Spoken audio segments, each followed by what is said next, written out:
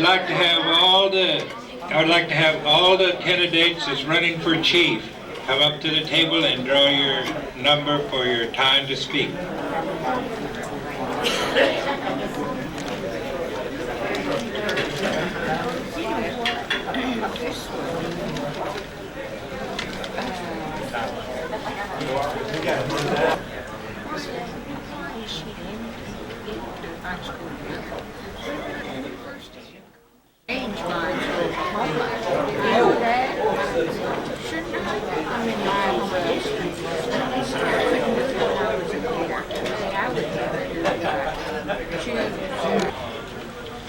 All the candidates can come up here to the table and take their chairs.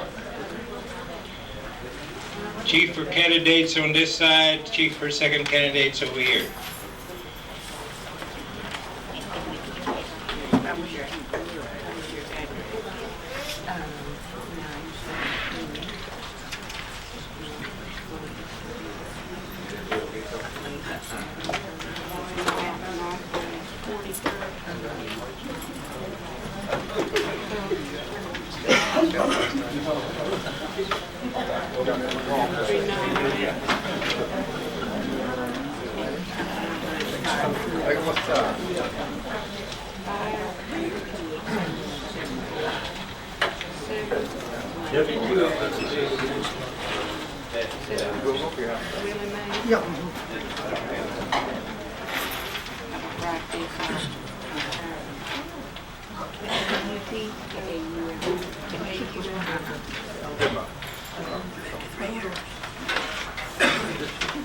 I made up the rules, y'all can't copyright it. Okay.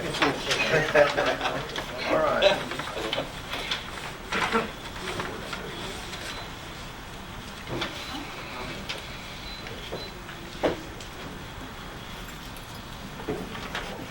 Everybody get your seat and get comfortable. You're going to be here 2.5 hours.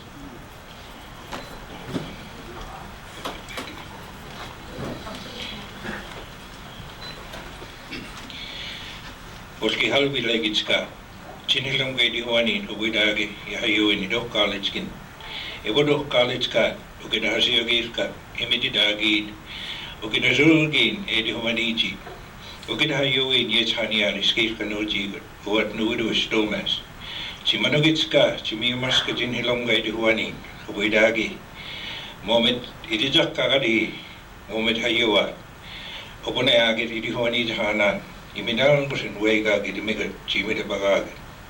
Nagi moment sidi mayik chida. Moment nagi hilagi ga ifigi ujaga umal ga hinga bagin. Igis kadat yamas kusin idi hoeni mazinita abagag skin. Una yagi idi hoeni jahania. Imabu hejak tuya. Nagi igis ka stomi noti noa. Mazinita moment abukadat hai idi hoeni jahania. Chimit Figi overnagi agis letska pumitida wejitskin. Avikoni adigan chimigos abet yours in this voice. Amen. We're glad to see all you people here this afternoon. I've got some ground rules here that I'm going to read to you, and we will start our candidate speaking afternoon.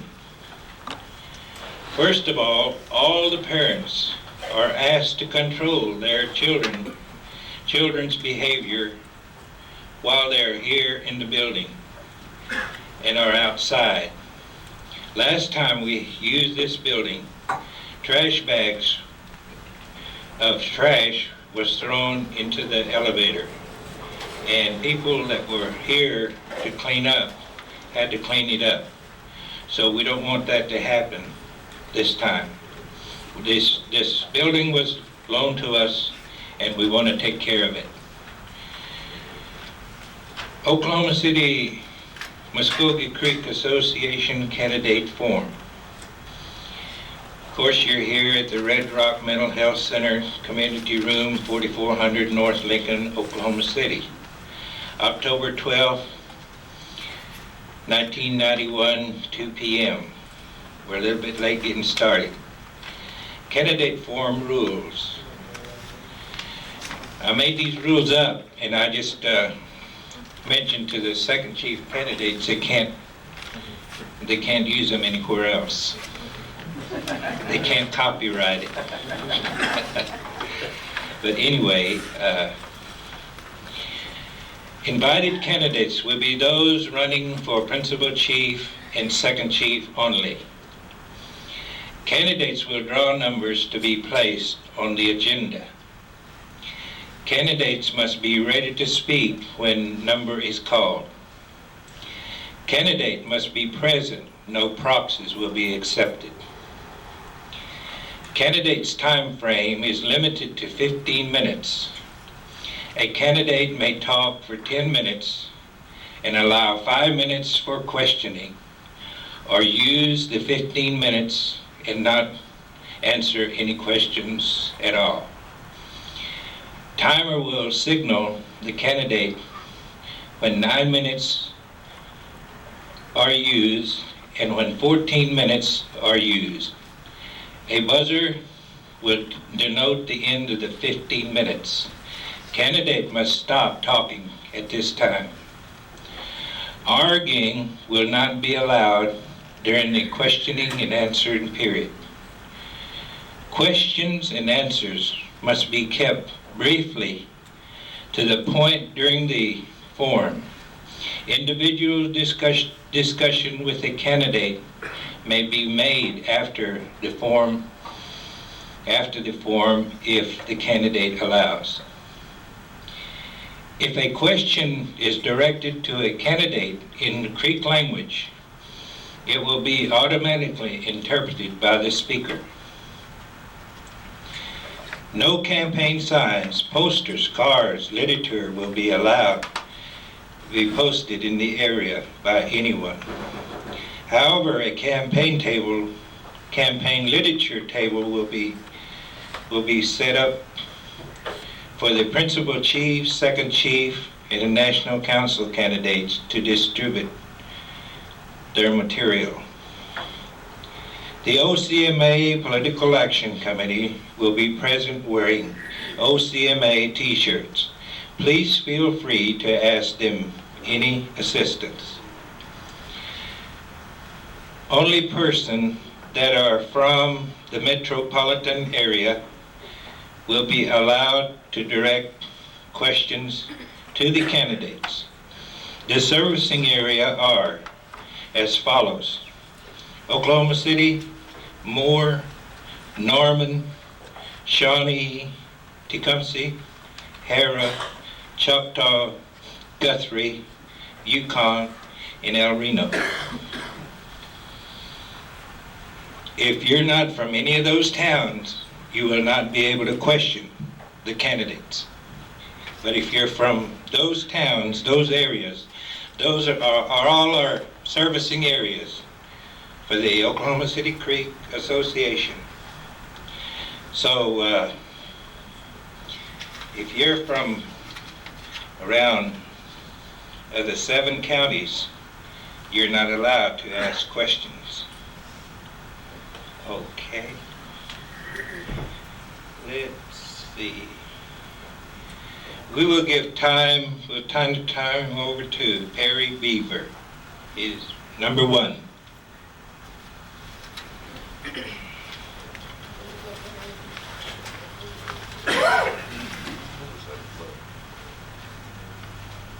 Thank you. First of all, I want to acknowledge and thank the people here in Oklahoma City for having us up here.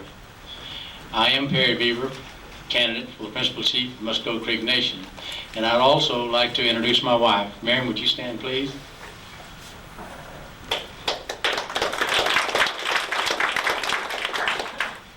We have 4 children, 2 in college, a girl that's a senior, and another son that is a sophomore.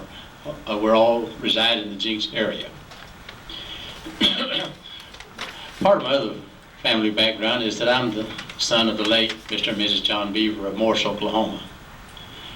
When Mrs. Hill came out on television, I told her, well, I'm not the only famous person from Morris, Oklahoma, too.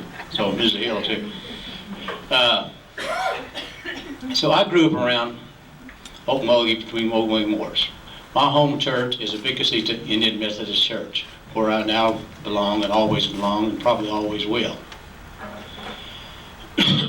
My education is that I went to Murray Junior College, Northeast Louisiana State, Central State, where I got my BS degree.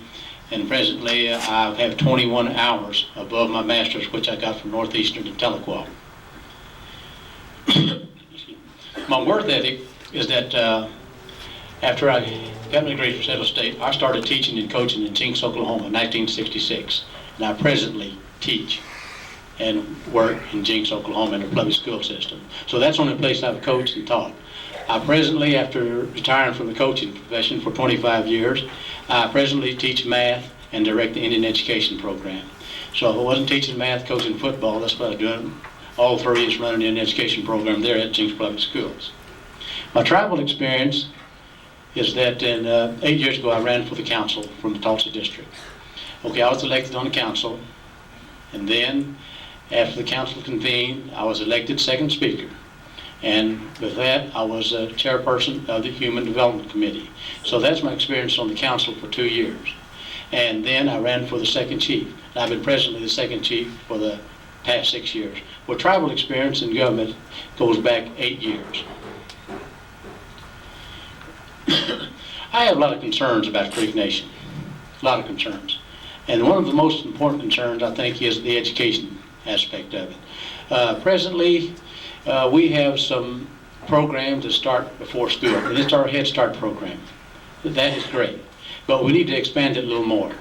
And with some grants coming in, I think we can expand it a little more.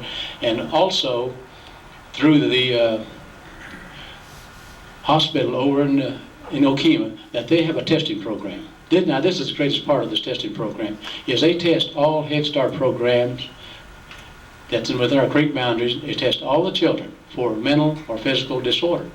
That means if they can catch it early, they can correct it. And you can imagine what would happen if they didn't catch it. They'd be in school and not knowing what's wrong or what they can do. And I see this every day. And once you can detect it and correct it, the person that's going to school has a lot better time in school. It's more pleasant. And from there we go to high school. High school, I'm proposing an education service center as such, where we can give all our Creek students a test or such, battery of tests for vocational preference, career counseling as such. And this can be done. I've already talked to Oklahoma University about it, see if they have any plans, and sure, they got some plans that you can, it's high tech. That a person, counselor as such, can talk to a person and give them a little questionnaire, and they fill out the questionnaire, punch it in the computer, and the computer will tell them what's their likes and dislikes in, and what job should they pursue, and other things of that, what job they want, where they need to go to train for this job, and what job availability out there for the student. And that will be for our high school students. And from there you can go to VOTEC or formal education, or just start right in the job field. But first of all, if you go into the job field, you must have a vocation or a marketable skill, some skill that someone wants. If you got a skill no one wants to pay you for it. So in that sense, you have to have a marketable skill, and that will take you right up through through higher education. And maybe you get a vocation that you can work and can provide for yourself and your family. The other concerns that I have is our sovereignty. Our sovereignty has been questioned every day. The last couple of weeks, you see where Indian bingo was considered, some of it was considered in Class 3 gaming. Now, that's something we got to be real careful about. We got to exercise sovereignty. Also, we cannot give an inch of it, but we must be careful what we do with it. So we got to have careful planning on our sovereignty. One of the other things that really concerns me, and this will help probably the whole Creek Nation as a whole, it's economic development. We have to have economic development. We have to have money. If we can talk all about all the programs that we want, do what we're going to do, but it takes money. We got to have money. And in order to provide money, we're going to have to get in some form of economics. And I'm proposing an economic board as such, with people made up as business professionals, maybe a lawyer, maybe people that are in the business field, someone that knows the business field and we go out there and people come to the office every day saying that, we want to work with Creek Nation.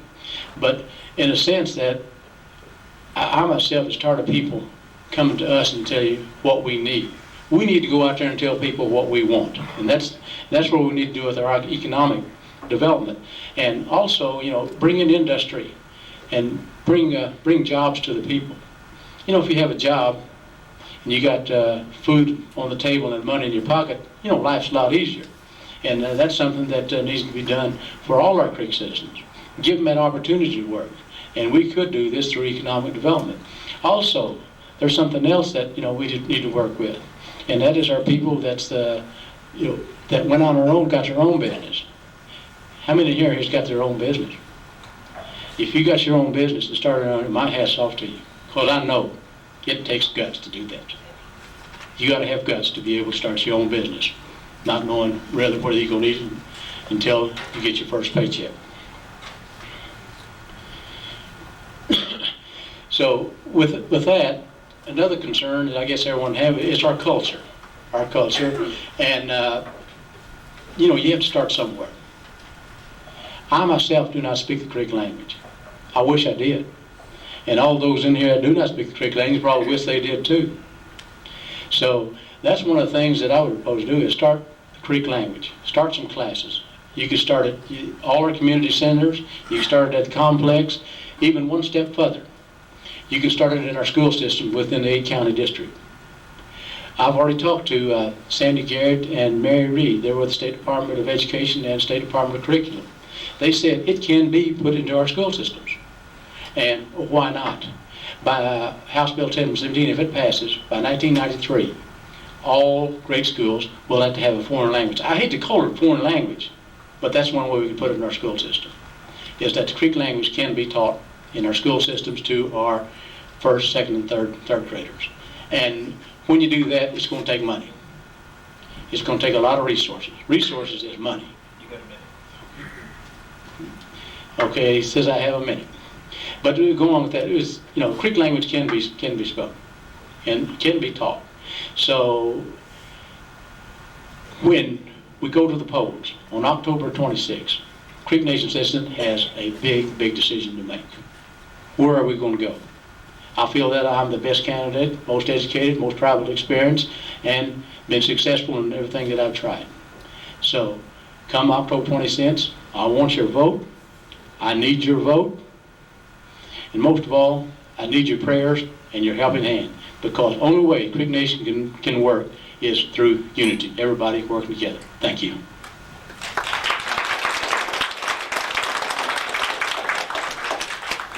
want to give 5 minutes of your time to question and answers, or do you want to go ahead and talk 5 minutes more?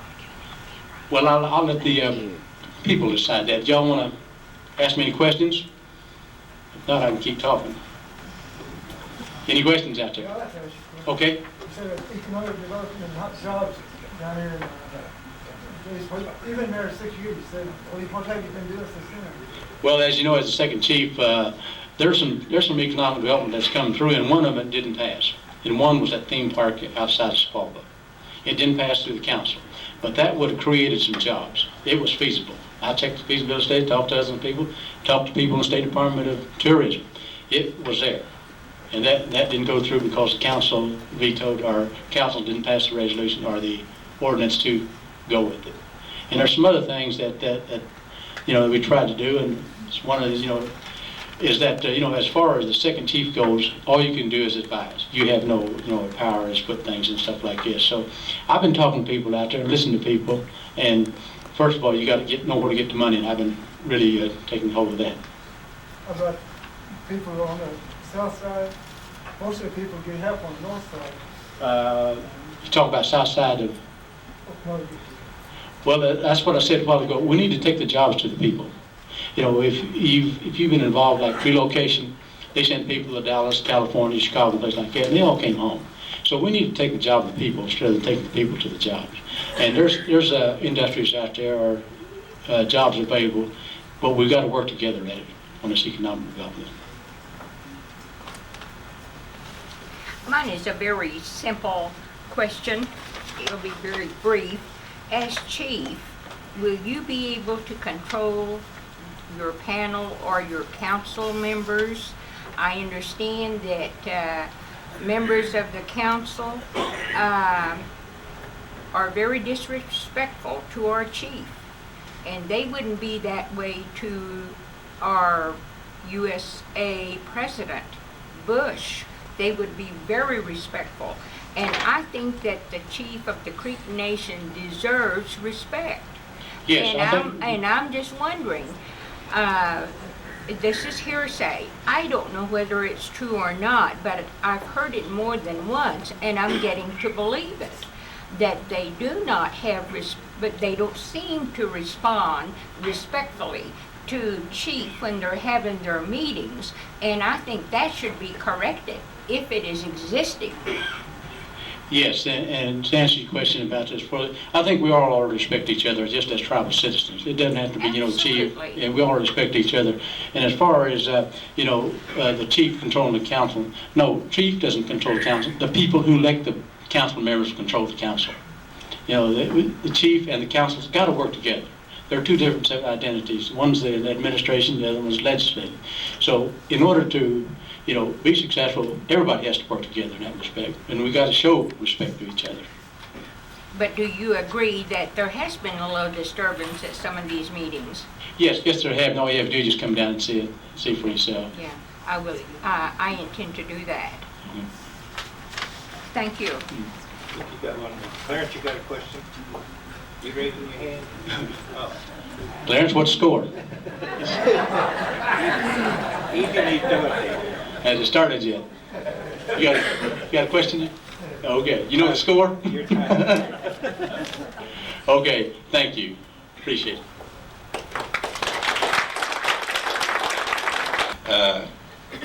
I'd like to say at this time that if you have a question, would you, if you don't mind, you'll stand up to ask your questions.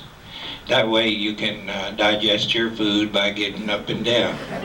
This way, if you don't, you'll go to sleep. So if you will, have courtesy enough to ask the candidate questions by standing and letting your questions be known. Well, I want you to know that when you were reading your rules, you didn't say stand up, so I didn't stand up. Okay. But I didn't say that. You're right. However, things could be added to our rules. Okay. Thank you. My mistake. I apologize. Accept it. You can't now. It's over. Ask him after, okay? After we dismiss. Our next speaker will be Ed Fry.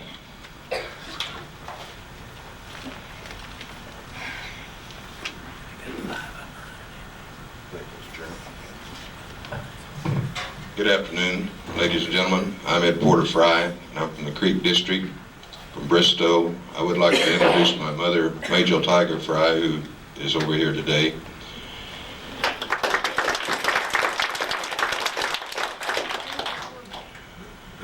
For the past 4 years, I've served on the National Council. During that tenure, I've been chairman and I'm presently chairman of the Business and Government Committee. I'm chairman of an ad hoc committee which was formed to look into the IHS problems that Creek Nation was having. I also serve as vice chair of the fact-finding committee, and I have served on the Human Development Committee. I have been retired for the past 7 years. So I'm not looking for a job. All I'm trying to do is I have a service to offer the Creek citizen. What I've observed in 4 years on the council is the Creek Nation is stagnant. We're not moving. Other tribes have moved ahead. Creek Nation, we've just maintained the status quo. There are a lot of things that can be done to turn Creek Nation around and again make it a leader of Indian tribes. For one thing, we aren't providing the services to the Creek citizens. That's my main concern.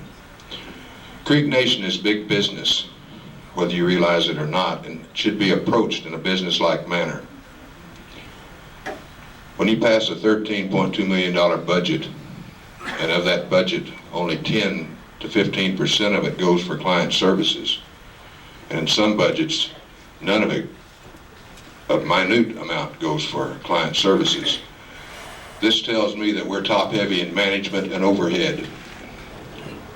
We need to restructure the executive branch and the administrative branch.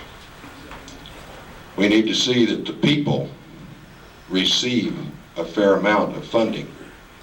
And I'm speaking of all Creek citizens, need to be helped. This can be done. We speak of sovereignty.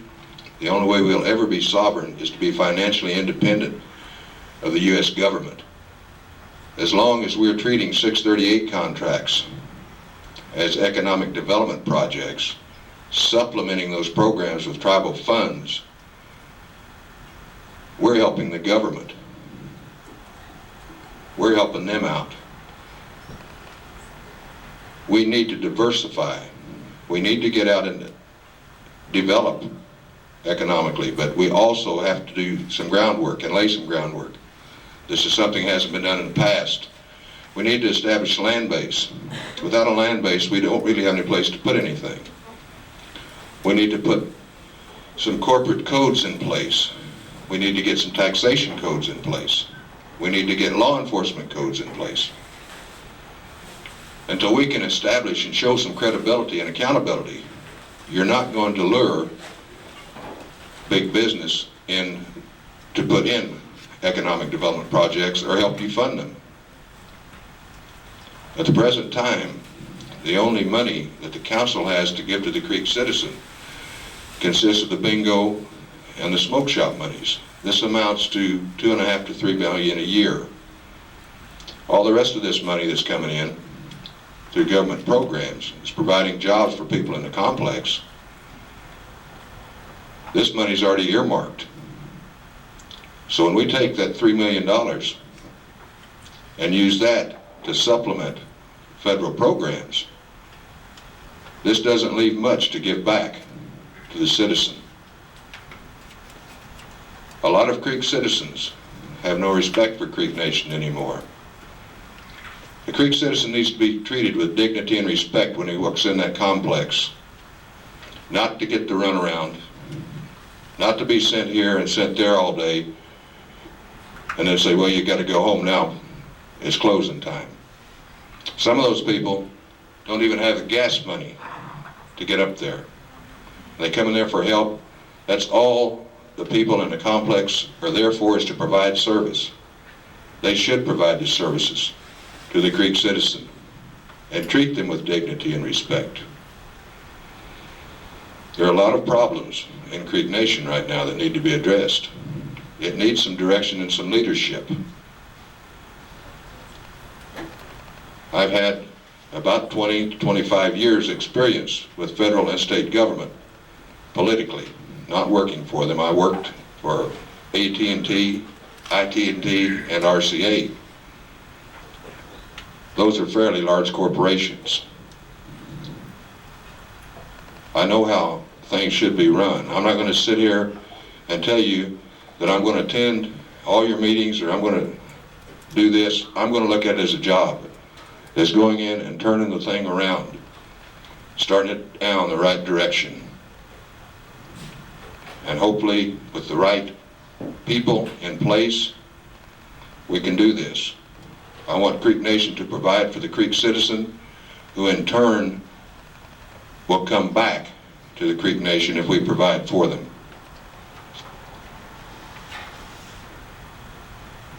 This is my main purpose for running. I would appreciate your vote and support on the 26th of October. I'd be glad to answer any questions anyone has concerning any tribal problems at this time. Thank you. I got one. Yes, sir. If you get elected chief, what will you do for the Oklahoma City Creek Association. Did you all hear his question? Do you want to repeat your question and I'll answer? I asked him that if he get elected chief, what will he do for the Oklahoma City Creek Association?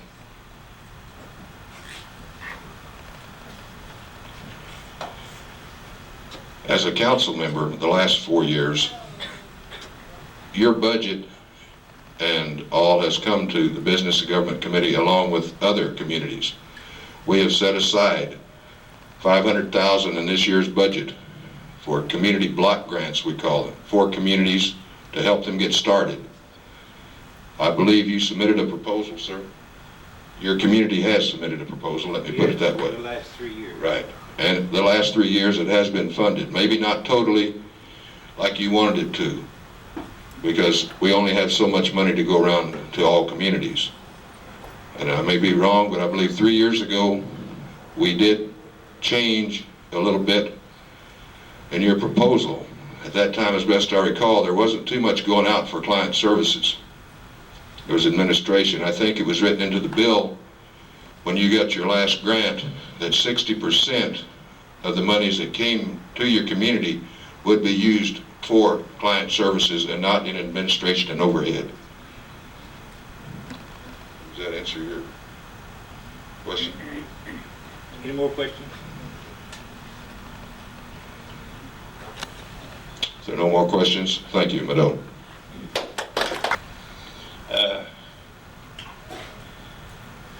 Our next speaker is going to be Bunny Hill. I almost called him Benny.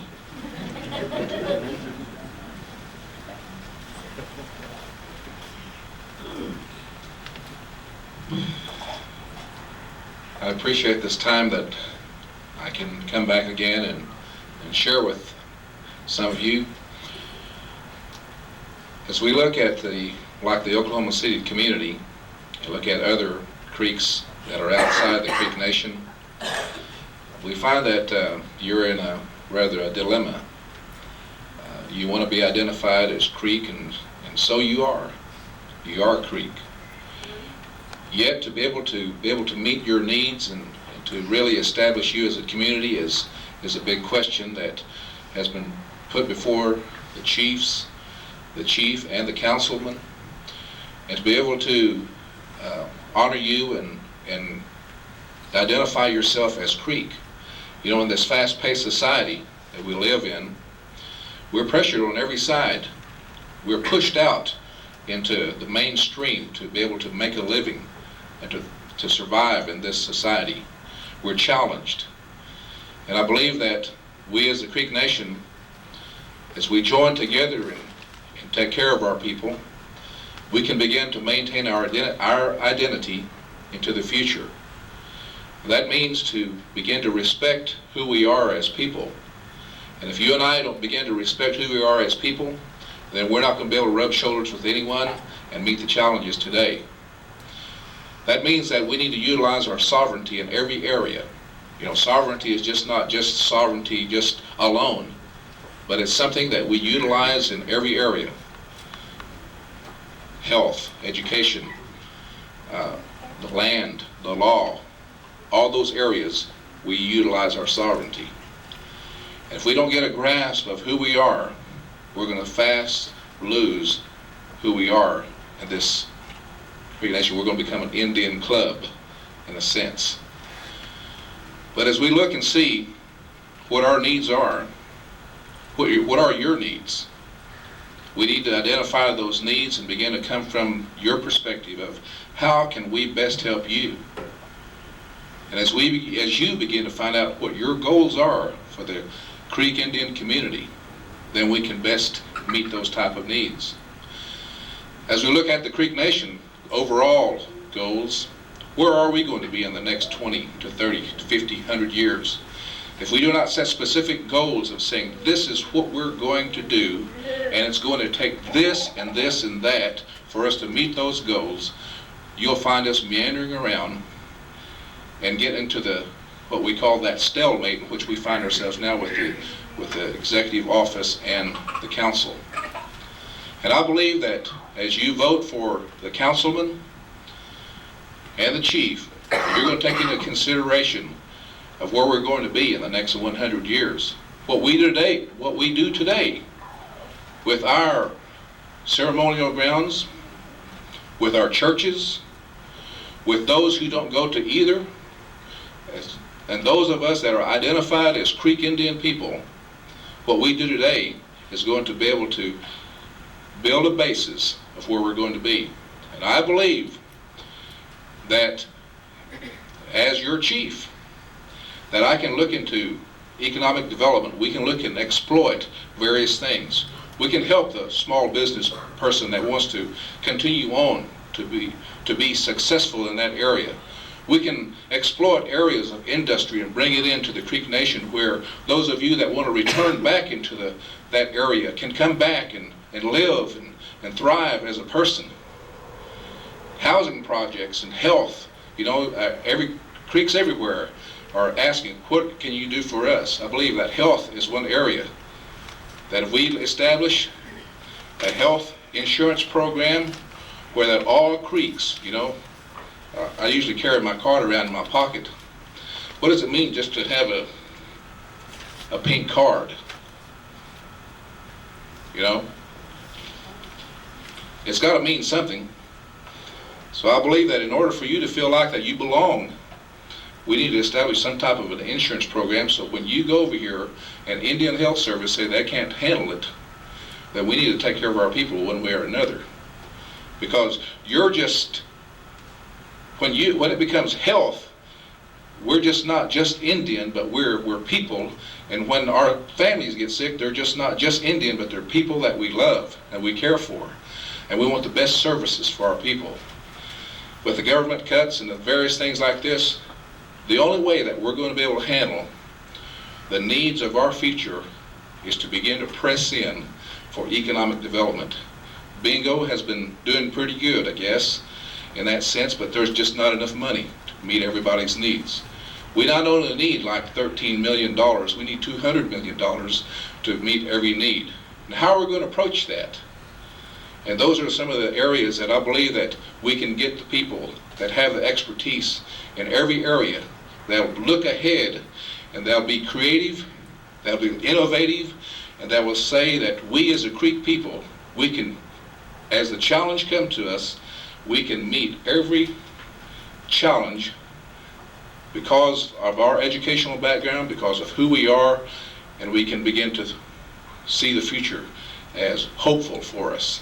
With depression, repression, and all those type of things, you always see that we've survived as Creeks. A lot of you can look back and see, but language, our culture, our ways, different things, they're moving out fast unless you and I do something about it. And today, I believe that a lot of us have forgotten who we are from the roots. It's like people don't understand the spirituality of Creek people, of Indian people for that matter, and that we see things from a spiritual point of view.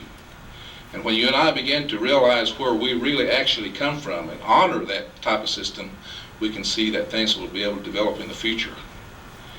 You got a minute. Of the 10? Okay. And so come October 26th, you look and see, if you look at my brochure back there, I have a wide range of educational background. I have the federal experience. I know budgetary process. I know, and I've handled and I've been accountable. And what it means to be accountable is that you're not afraid for anybody to look at your books. You're not afraid for your wife to look in your wallet. For that matter, for those of you that are women, you're not afraid for your husband to look at your purse. And it's that type of accountability that we're looking for in the Creek Nation, so we can look and establish tribal integrity. Thank you.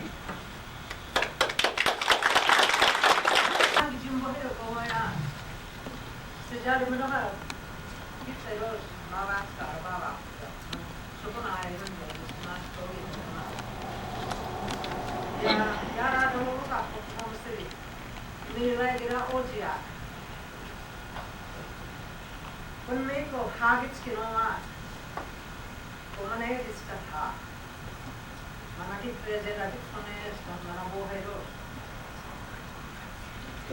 She was saying that we as Oklahoma City. Oh, okay.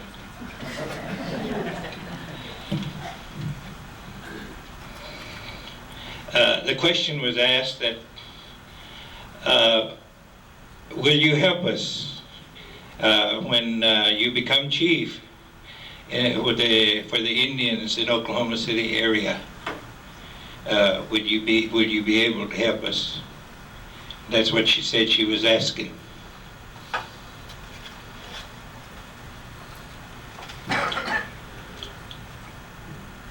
With the Oklahoma City and the strength of you as the people here that have established the community, I believe that you've opened the ways for many others. And I believe that we need to continue to help you in various ways and I was also saying for you people that are here as individuals and as families, that we need to establish some type of health system so you can have your needs to be met in a better way than it is today.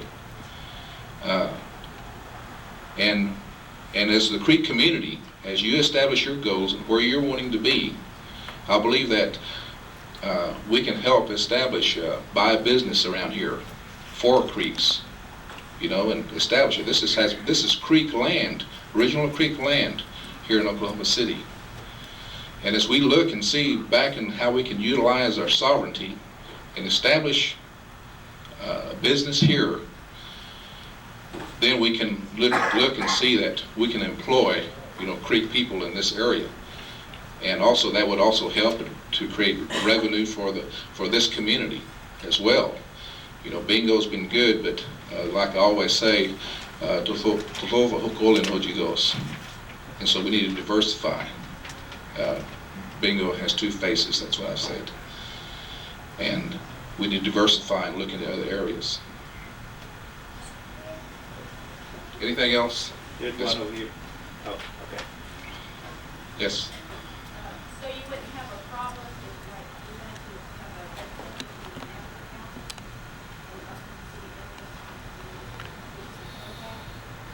a I believe that the entire area, different areas, needs some type of representation from, like for example, Oklahoma City has a cluster of about, I think about 7,000 creeks here, and that's and not everybody's registered.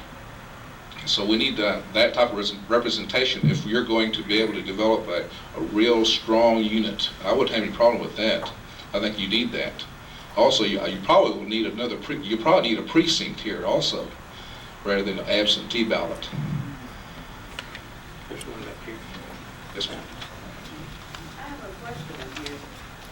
A couple, I don't know if it's been a year, 2 years ago, you were put on a committee to help raise funds for our legal, and nothing has been done.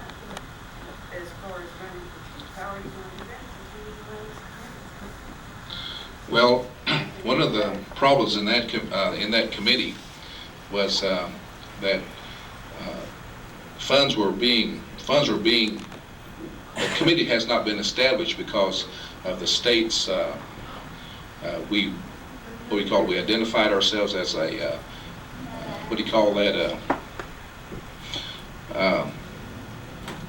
nonprofit organization, and then once it was sent into Oklahoma City, they didn't honor it, and come to find out, they sent the check back to the original owner, and so they didn't establish that in their books. So we're going to have to seek another way of becoming organized and prosecuted under the tribe, and there is an avenue by which the tribe, the council, and the chief has passed a ordinance to establish this office from the chief's office, but nothing has been done at this point because of funding.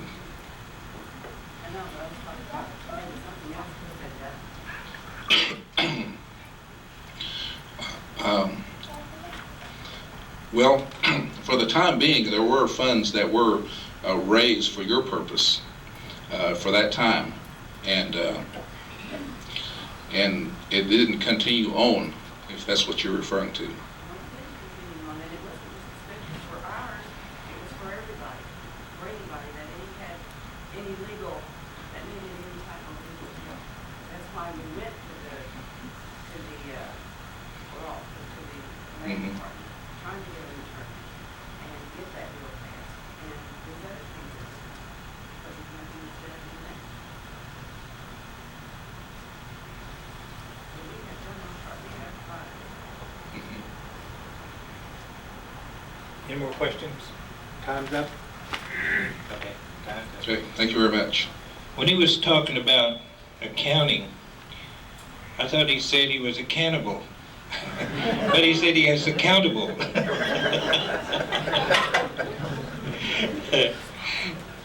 EOS. See, that's how good I listen. Okay, our next speaker will be Ken Childers.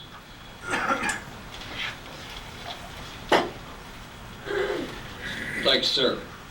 I'm very pleased to be here. You people are important to me. I want to thank this community for allowing me to come.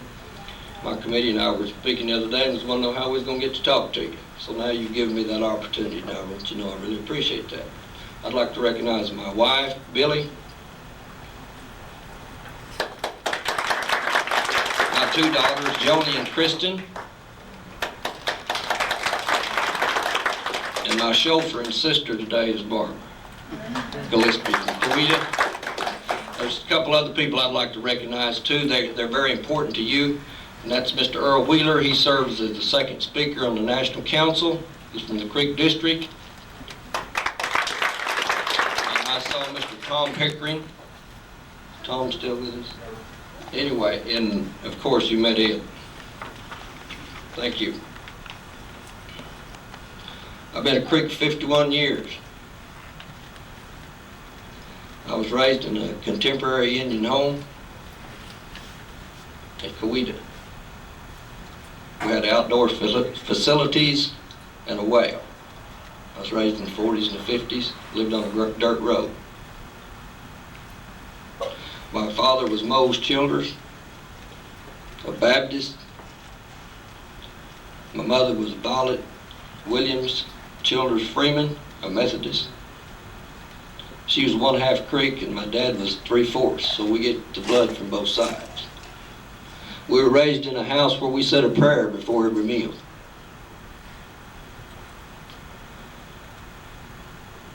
I'm a veteran of the United States Navy. I joined the Navy when I was 17 years old because I believe in a democracy and I believe I had a responsibility to serve my country. I'm employed at Coweta Schools, Coweta, Oklahoma as a coordinator, a position I've held for 15 years. 1989, we were selected as Showcase Project, one of 9 programs in the United States, the 319 programs in Oklahoma alone. 1990, I was nominated for special contributions to Indian education. In 1991, I was nominated for the White House Conference on Indian Education. I like to think of myself as an educator. The other day, over the years, I've had a little exposure. I've won some bull ridings and some bareback ridings and coached little football sometimes and just, had a lot of recognition. And the other day, I had something happen to me, and I don't know if it wasn't the greatest achievement I've ever had. I got a letter on a piece of notebook paper.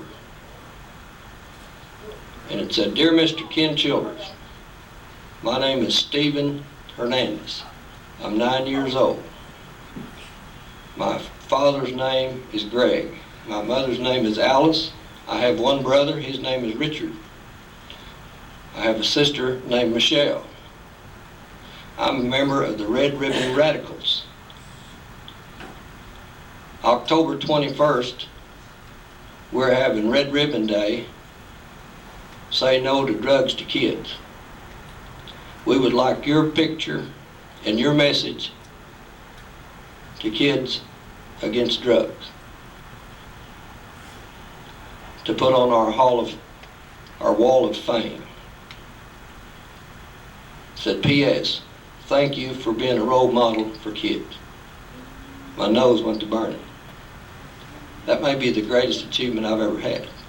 You know, I run around the country. My wife is very understanding. Sometimes we pass in the hallway. You know, I'm the Speaker of the National Council, and we have meetings quite often. And that's the road we chose, and I have a very understanding wife.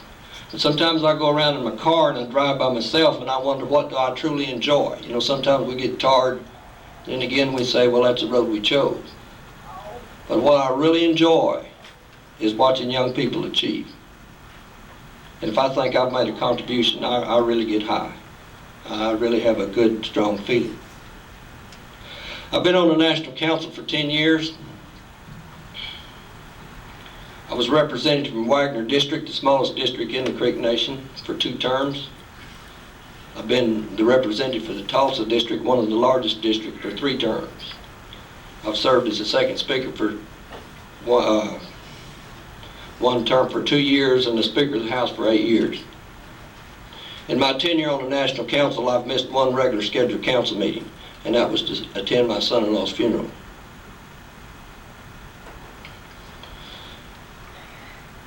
The highest priority of government should be to assure every individual the opportunity for productive labor, and to ensure that education, health, and welfare of its citizens.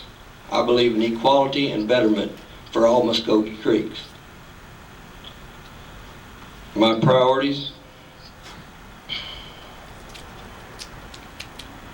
are education.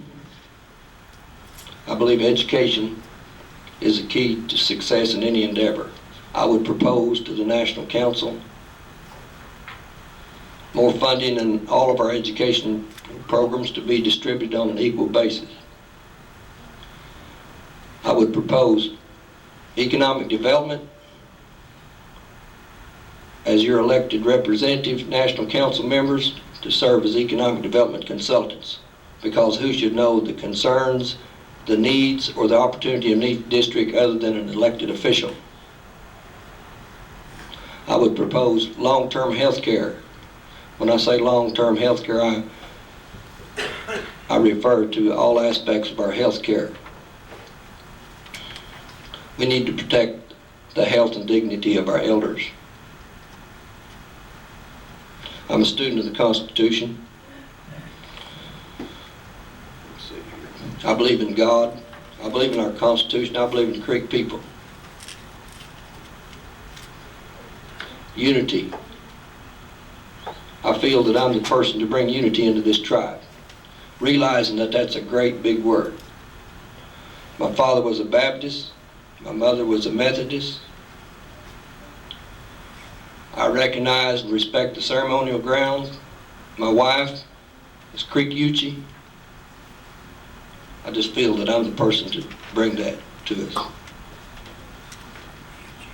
I will employ qualified Creek from all districts, because when you visit the complex, I want you to see someone you know and feel comfortable. Also, I believe that a Creek has an invested interest in our government, which is called Creek Pride.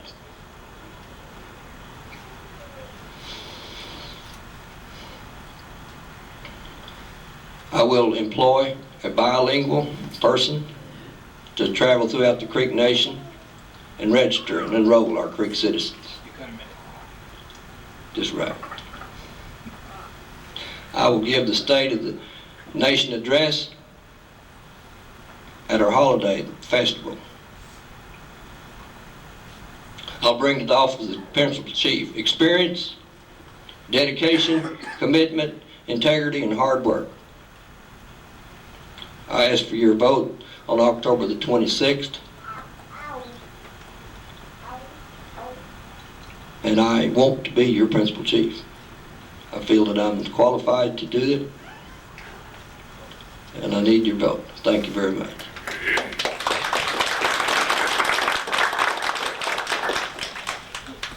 Are there any questions?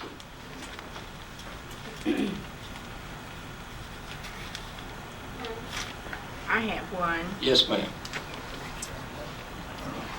I like my chief to have more degree in Indian blood, and of course I don't have any literature on your running for chief. I don't have, I have everything that I received in the mail. I depend on this because Okay. I'm not as active as I should be. Joe, I'm trying could I to. call on you, sir? And, but she has one, and I was noticing that you're only 5'8". Yes, ma'am. And you're not bilingual, you said, and you're going to get an interpreter. When you call on our elderly Indian people who do not speak English, how are you going to handle that? Stadani and Panaga Kislak Odo. I get you a diga. Now, what did you say? I said I don't speak the Indian language, but I will get an interpreter. Huh. Okay. Thank you. Yes, ma'am. May I ask a question, please? Yes, ma'am. You were talking about the Indian House Service. That would just include the Creek Nation, or would it also include us here in the Oklahoma City area? Well, ma'am, Since we're enrolled Creek citizens up here too, we're just absentee, voters. yes, We ma'am. have a lot of health problems up here too. Seems like we have to go out into another tribe's area to get this service. When we have our own Creek Nation, but yet we're out of boundaries. How would we go about this, and what would you do about this? Well, our Constitution clearly states that the citizens have all rights and entitlements. So you're entitled If we to, live in Oklahoma County, in these counties up here, anytime I feel, may I continue? even Okay. if we're living up here, we'd be still entitled to that service. If it comes from Creek funds, that's my opinion. Because the Constitution, I'm a student of the Constitution. We put our hand on the Bible and swear to uphold the Constitution. Yes. And it says all rights and entitlements for citizens. It's my opinion that you have all rights and entitlements of Creek money. Now, when we contract from the Bureau of Indian Affairs or Indian Health Service, that's a federal program that has federal regulations, and they set the regulations. Yes. All right, thank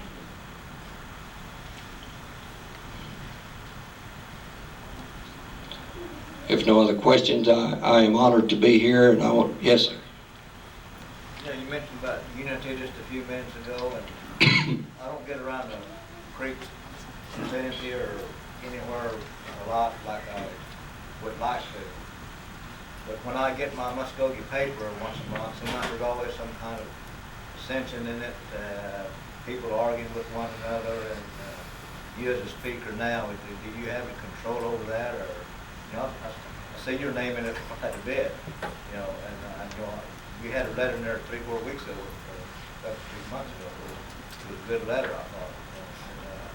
But if you become the chief, would you have better control, or would there be better programs or ways to try to improve the relationship between the creek and the council? Oh, I feel that since serving on the National Council for 10 years, I know how a council person feels. And I feel that I am the person to work with that council. And I appreciate your comment on the letter. We took some time to do that. Thank you very much. As for controlling the council, no. They are elected by the districts. You people declare what district you vote in, and that person should answer to you. And as for control, now as the speaker, I am the presiding officer, and I preside. And I attempt, I don't say if we have to control, that's not a very good term. But I think we do have some amount of what goes on. We have a sergeant at arms, and we'll talk that, and I'll beat on the thing. We get carried away. And then I think some of that goes back to our history. We as Indian people are the most individual people on the face of this earth. We all think different. Thank you. I have one more question. No? Okay. You can ask him after. Yeah, I'll be glad to visit with you anytime, ma'am.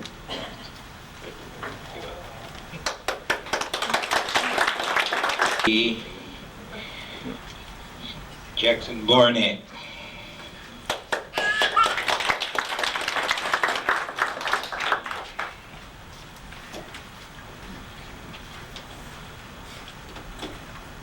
Maybe that old saying that we save the best for last applies here.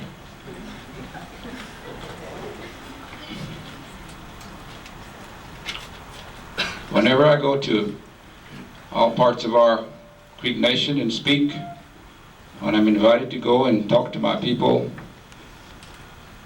as of late I've been asking for double time. That means I should be allowed 30 minutes. Now you're all sitting there wondering what I'm talking about. Person comes here, stands behind this podium and talks English. He's allowed 15 minutes, is he not? But what if a man came in and he spoke nothing but Creek? Also, he would be given 15 minutes, isn't that true? But what if a man can come in and do both? Isn't that just common sense that you just give him 30 minutes? No. But so far, that's the kind of answers I've been getting, that I'm still only allowed 15 minutes. So Buffy, but so I'm going to try to speak quick, fast. How you see me now is the way I'll be after October 26th. Whether I make it or not, I will not change what I am, what I do, or how I speak. I will not be told that you cannot speak your language anywhere, even in a National Council meeting. Think about it. All of us here gathered. You can almost cut it right down the middle. Say those people on that side speak English and nothing else. Those on this side can speak Creek. I think you would find that in our country anywhere. So that means that if George Bush, our president, was going all over the country, talking just to the men, and I feel the women would be left out. Knowing our women, as you and I know, it wouldn't be long before those women will stand up and say something. Why haven't we done that in the last 20 years? The last 20 years we've had somebody who is just one way, and I guess there's a provision to have an interpreter. But I've never seen him used. I've never seen anybody attempt to interpret things going on in Creek Council meetings or in government. What if a man can do that? What if he can address the people in English and just turn around like a chameleon lizard and just, with no effort at all, go to this side and speak to his people also? I'm that man. I can do both. I understand it, I speak it, I read it, and I can write it. How much more Creek can you ask than that? If you look at my paper, if you so desire, you'll know that I'm full blood. If you don't believe it, I'll show you my card. I was born in the big town of Eufaula. Liza, Mama, Alice, Bill, Amos, and all that. They've known me for years and years, all my life. They probably think, well, it's that little boy that was running around with that suit of clothes and that opens in the back. Remember that? They had a flap back there. And you open it up when you had to go to the bathroom. They probably remember me running around wearing that with my nose running. But we do grow up and we go through things and we learn, and here I am today. I'm still the same person, except that I want to be the Creek chief of all Creeks, no matter where they are, no matter what they speak. In the background, I'm 55, just right for putting into office. My clan is Fosla, Bird.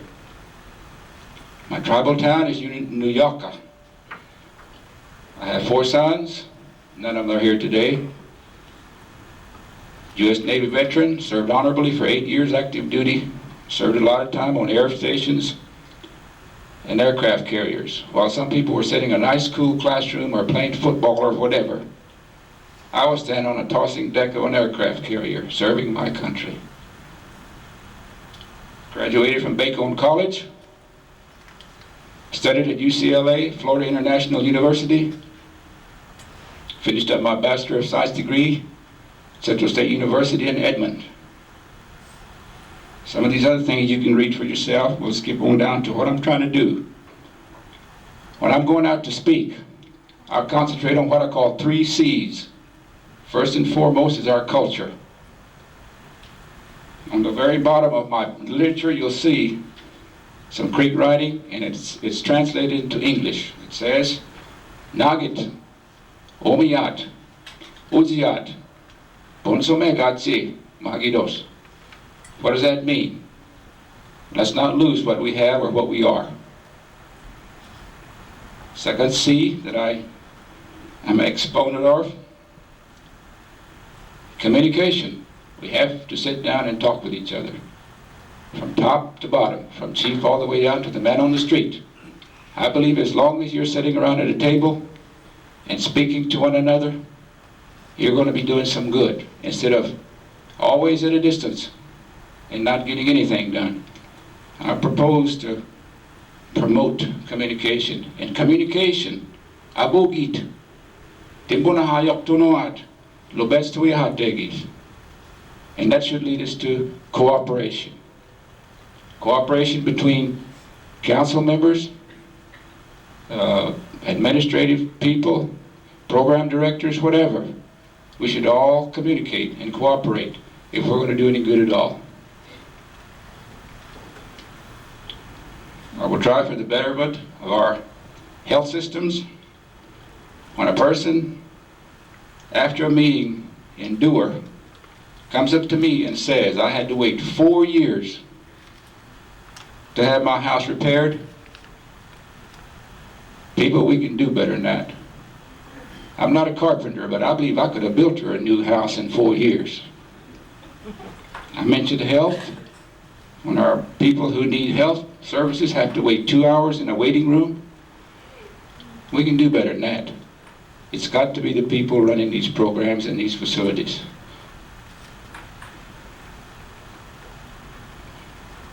I will promote, talking about communication, I propose an open forum. Once a month, the council meets, and those of us that are interested, we can come and listen to what's going on, but we have no say-so, we can't ask questions, we have no input. But I propose maybe periodically, I will open up that meeting room and invite anybody, from the chief on down, to come in and voice his opinion. Whether it's English or Creek, let him come. Adibigas. Maskogides panaidonuat. Adibigas. And that I'll welcome him with open arms. Let him speak in the language he feels comfortable with. I will welcome all visitors, no matter who they are and where they come from. On my card it says, my door will always be open. And I mean it. My door will be open.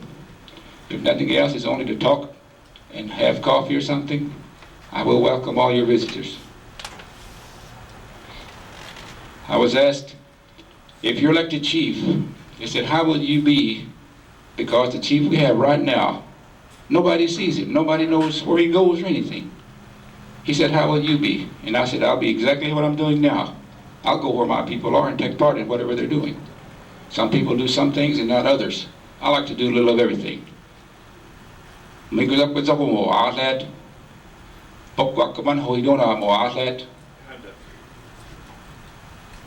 Everything.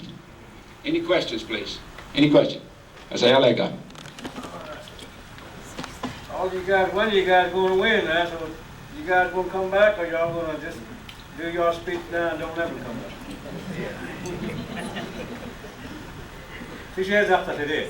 Go out tonight. I'm not I lived here for 11 years. And a lot of these people are still my friends. I won't forget who you are. They have meetings up here. You can always come back and shake hands, you know. Mm-hmm. You do with. Yes.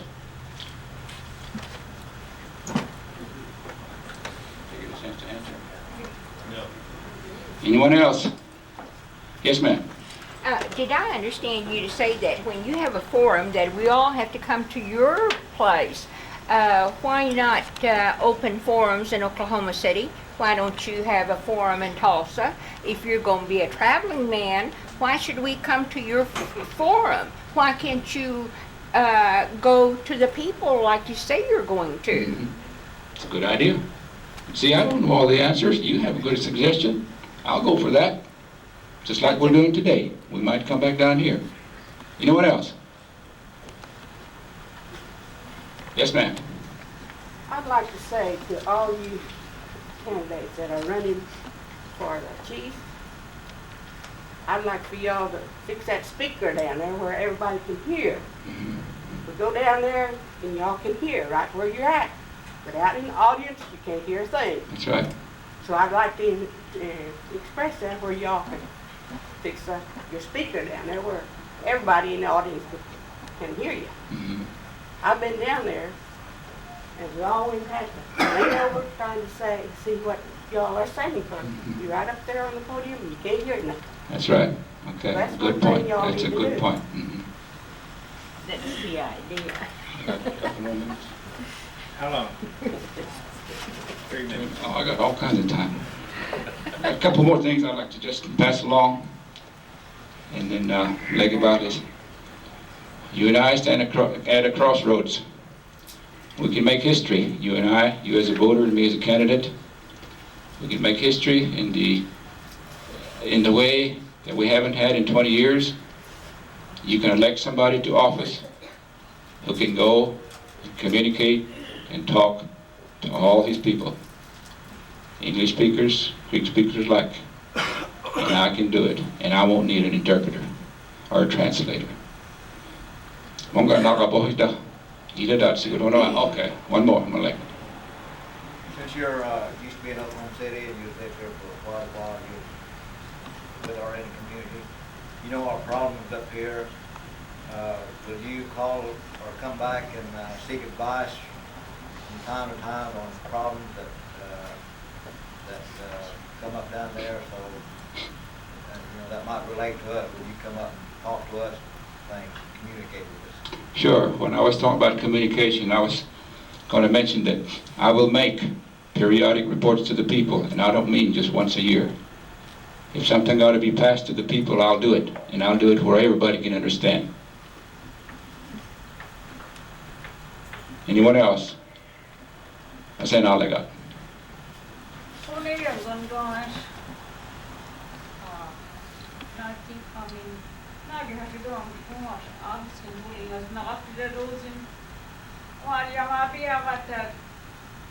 Adologi fulli Vishnumedagitti Jimi Arushavali full Ais can go Abi Biadidu. Yafka Shabohan, I mean business Rosahan. What Adolo Mamikura, and there is already perspective from Babazi, fully shares at the Maya. Hungary by Aisha Yedu, Zasova to China, he cost me $23. Ni har maboke mabi do madumi des to fully mahi go do maneza lakta anu ya ti har to they got money muna has to I hold it up how stop on that what is money is shot Nico the one higher, not Mizadi. Mapumbezi gadi do Mara Humbezi bari do rabawara one gym was Humbezi to do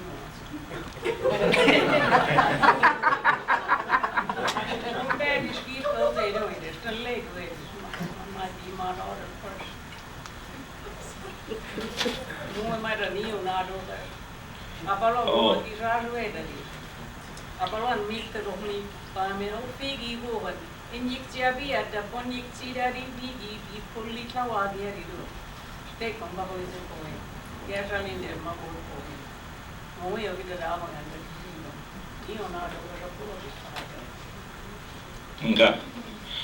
She just made a statement. She didn't ask a question, so that leaves me out of it. I was ready to interpret what she said, but maybe we'll have time at the end of. It's an important thing what she was saying to everybody to know it. So maybe we'll have time that I can interpret what she said after the candidates get through speaking. Time's up. Okay, time's up. Mado, very much. Thank you very much.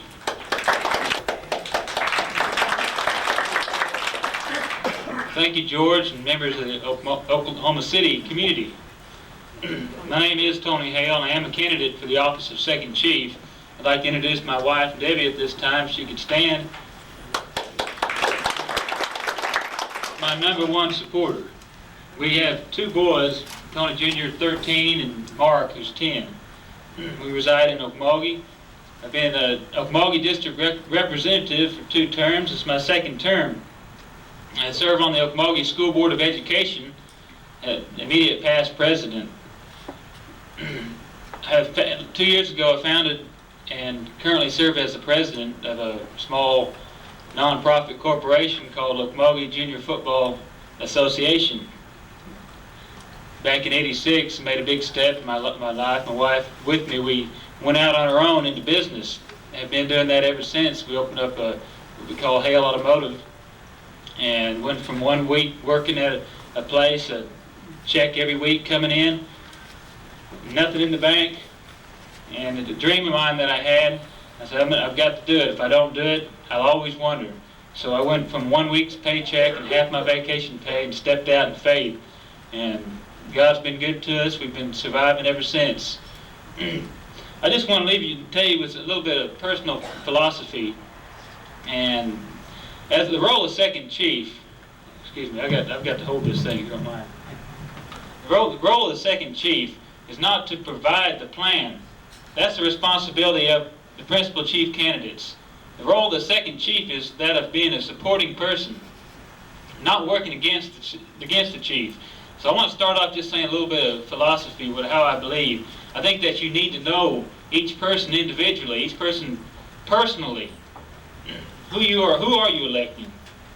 I believe that we need to elect people, leaders that have a vision for success, the people that can see the tribe succeeding, people that can see themselves succeeding in their mind, people that don't point fingers of accusation and blame and run things down, but the people who look for the good in everything. Sure, this can be bad in everything we find. Each one of us, we can all look in the mirror and we can find something bad. We can see something wrong in our own lives. Maybe some of y'all might, but I know I can't. I can look in the mirror and see something myself. I believe that we need to elect leaders who are examples for our youth to follow. Do you want your children to have leaders that aren't very good examples morally, or people that are just people that you wouldn't want them to be like that? We need to elect leaders that are good examples for our youth to follow. Leaders who have not only good ideas, but ideas and know how to implement them. A lot of times you can come up with an idea, but how are you going to get it to become a reality? And that's one instance 2 years ago with this corporation I was talking about. I had a dream for Okmulgee, the youth in Okmulgee, to participate in an activity in this is football, 4th, 5th, and 6th graders, and it became a reality through some hard work and dedication. And I've been getting a lot of feedback through the parents of some of these kids, how they're not running the streets like they used to. They're getting role models through some of these coaches that we have in place. And incidentally, being president, I've appointed Full-Blood Creek as my vice president, not because he's Creek or Full-Blood, because he was the best one, he was qualified. He's the person that had the youth at heart. And I found too that it seems like our Creek people provide the best leadership, because in a community where we're at, we have a lot of blacks and a lot of whites too. And I've seen him more than one time, and myself too. Someone will come up to us, and I believe this is a quality that a leader has to have too. Have you ever had somebody just come up to you and point their finger in your face and just start coming all unglued at you? Well, you can't just come right back unglued at them. You've got to know how to take it.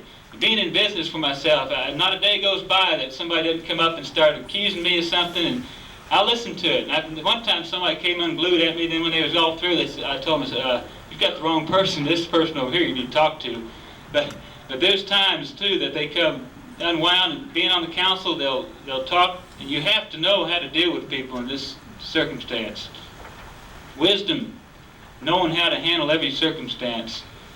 Not anybody in this room is going to be perfect at it all the time. We're going to have problems. We have problems in this nation right now. That's apparent. but that's not the total issue. Each one of these chiefs have a plan.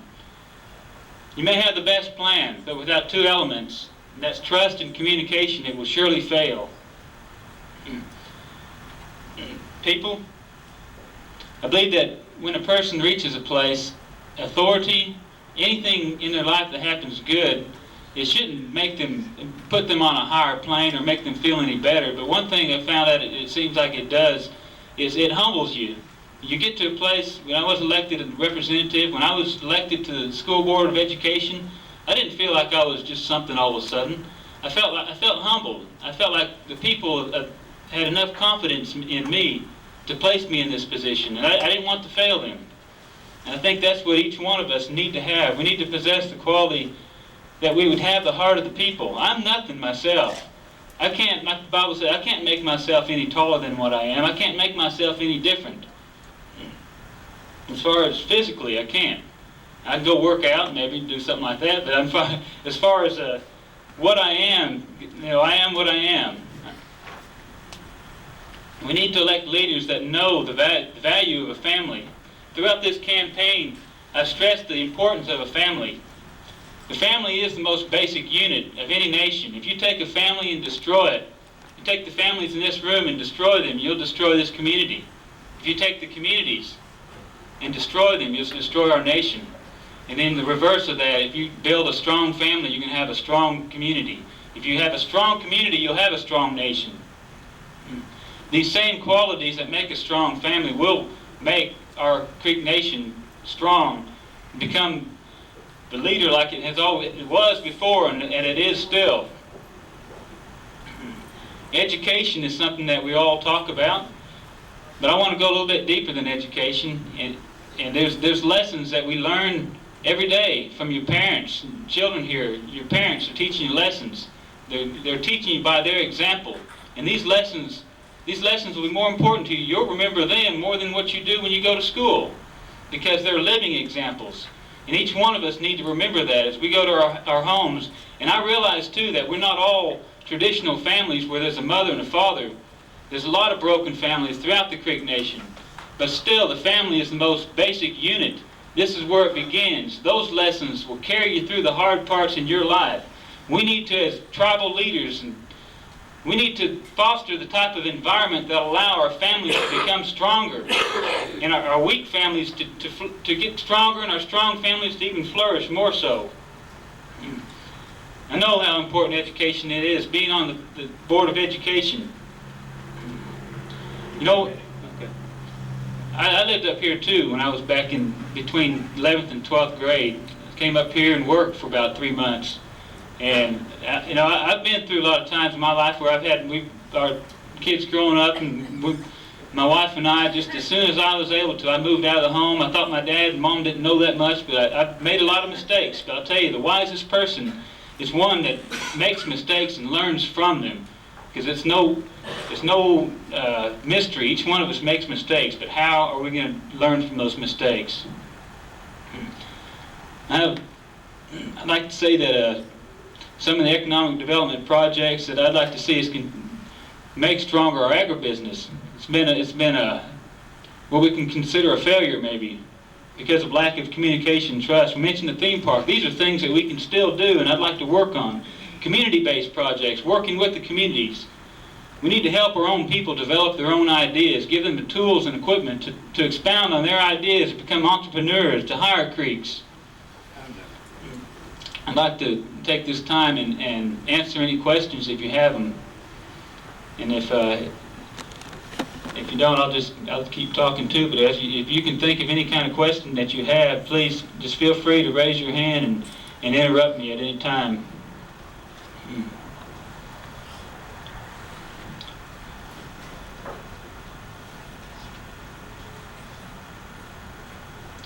I'd like to say too, let me go on and talk a little bit about some of the ideas that I have. I'll take it for granted, remember that, like I said, the second chief is not one that develops the program, but they can assist the chief and provide ideas. And one of these ideas is through the use of electronic media, that is the computer system.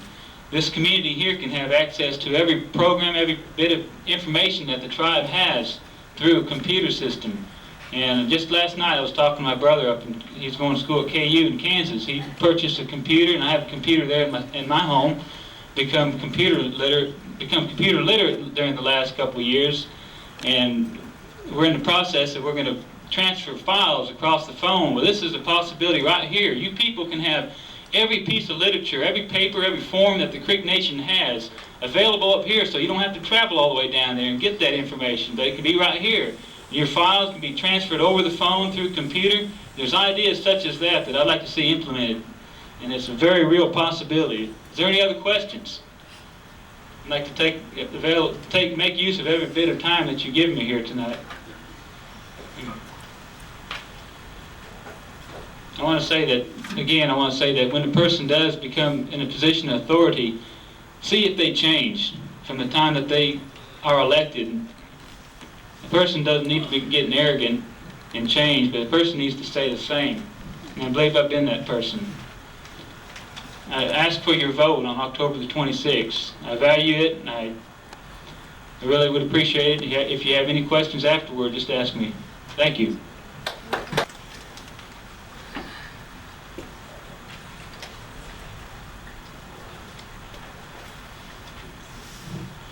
I want to thank you for having us this afternoon. I am Shelley Crow. I'm 43 years old. I'm married to John Crow of Tulsa, Oklahoma. We've been married 22 years. We have 2 children the last time I checked. On this campaign, I'm really thankful to have a good marriage. My husband has now become the wife and the husband at the same time, and allowed me to take this opportunity to serve our people. My daughter is 16 years old. My son is 13 years old. They're honor students at Berry Hill. We're a little sleepy community outside of Tulsa, and we have a fair population of Cherokee and Muskogean people in our school district. One of the things that astound me today is the openness of our people. I think we are a democracy now, and we want to get back to the grassroots of our tribe. My grandfather is Joe Monty Beaver of Tucson, Arizona. He is a full-blood original Lautee. He has given me his blessings in order to run for this office.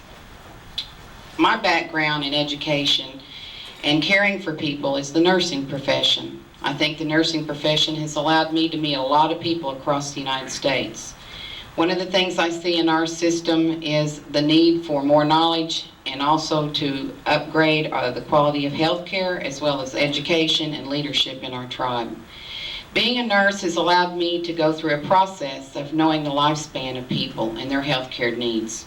If you're an unhealthy person, you can't study, you can't go to work, you can't look for other things that you need in your life. So one of the things in my 18 years of being a nurse, I started out as an associate degree nurse from Tulsa Junior College. I'm originally from Henrietta, Oklahoma. Due to economic depression in Henrietta, where the smelters, the glass plant went down, my father drove to Tulsa for 2 years, and we finally moved there on the west side where he was a refinery worker. I did live at Camp Pope, Louisiana for some time. My father was a master sergeant, so I was the 3rd daughter. I was told that any female can go after any position as long as they're qualified, and he told me I could go to school as long as he didn't have to pay for it. I could do anything I wanted to do because he didn't have the funding. These are things I searched for in my career. I feel like I'm a self-made person, but nobody can do anything alone. I had the backing and support of my parents, the support of my grandfather, and I'm talking about love and understanding and integrity. My great-grandmother was Rosa Beaver Starr. She was one of the founders of the Hickory Ground Baptist Church 1, and also my grandmother was with the Tuckabudgee Tribal Town and the Raccoon Clan. This woman worked up until the day she died, taking care of our people down by south of Henrietta, Salem, Oklahoma, during the pneumonia TB year of 1935. I feel like I had a nurse in my background before I ever got an education as a nurse. The upcoming things in this tribe, there's no plan. Has not been a plan in the past. We're trying to plan now your health care. I came on your health board in 1989. The first meeting I found out we were $850,000 in the hole. They had a meeting that night and they asked the tribal council to support this. It was a management firm that was in charge of our healthcare system. Abe McIntosh and myself were not aware of what was going on. I want you to know we have turned this healthcare system around. We are now in the black. We have just signed a $7.4 million contract with Indian Health Service. We have talked to them about the issues the lady in the back had about serving our people outside the Creek catchment area. I lived outside the Creek catchment area for 6 years. I lived in Houston, Texas, and worked in the medical center. I never could get any help from the tribe. I think this is very important. If you read my newspaper that I printed and did on my computer at home, that I am computer literate, but it took a long time to get there. It's taken about 5 years to understand my computer, and I'm still having trouble. We did come up with a graph to show you how much dollars we have received from Indian Health Service and how it's gotten out to the people. One of the issues I think that you need to understand is that we are going to be cut this year. Due to the war, I'm very proud of our people serving in the war, but the Indian people will suffer from Congress over this. We have recently gone to Spokane. We sent Helen Kuhn, the other health board member, and she came back with the message that there is a problem. We are going to be cut. We're looking at third party for all areas that we are serving our people. That's Medicare. We are an accredited hospital. I would like to say that all the rumors that are going around about this health board and this healthcare system needs to come to our health board meetings, be more communicative with the health board. We have a meeting the first Monday, or the last Monday of every month. The next one's in Okemo on the 28th of October. We're ready to serve you. I'm ready to serve you. As a female, I feel like it's a very important time to be an advocate of our people. Females are leaders in other states. The state of Texas, the governor is a female. The Cherokee Nation has chosen a leader that is a female. We have a different perspective that I think I can bring to the principal chief in supporting him. I've advocated an 800 number for the Creek Nation healthcare system so that people can call in. We're trying to get Indian Health Service right now to okay that. And we do take money from IHS. It belongs to our people, believe me. I believe that's our funding. But we have asked for an 800 number. They are working on that at this time. We do not have it in effect.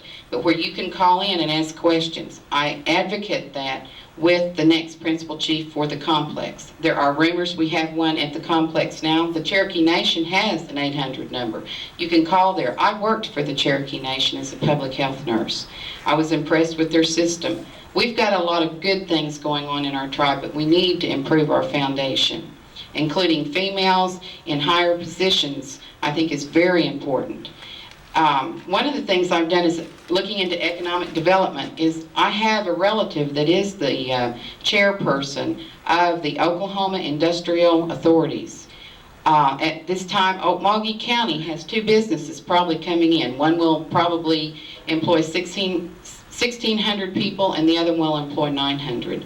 I have visited those people. I have asked, have you considered the Muskogean people, the Muskogean Nation? They said they have. They are very interested. There should be something coming up in the next 30 days on one of them. They've already got 247 acres on Highway 75 South. So that's already in effect.